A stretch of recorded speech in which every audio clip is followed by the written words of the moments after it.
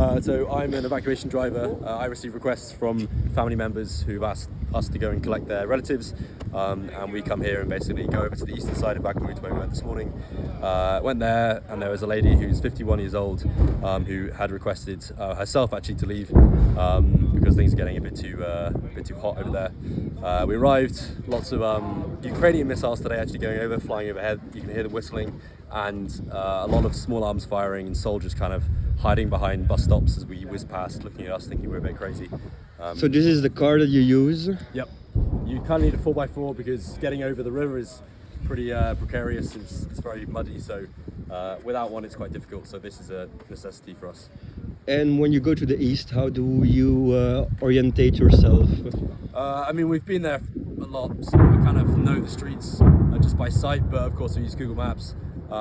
As you get closer to the front, you just speak to the Ukrainian soldiers and say how far until things get a little bit too bad. They'll say, 200 meters, and then you get, okay, I'll leave the car here and I'll go on foot for the rest.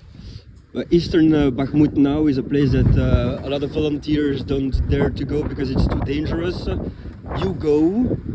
What does it take to go? I mean, yeah, it's a toss-up. You can either go on foot, which is what some volunteers do, but that means you're spending a lot more time there, and I feel more vulnerable because you are literally just walking around completely naked.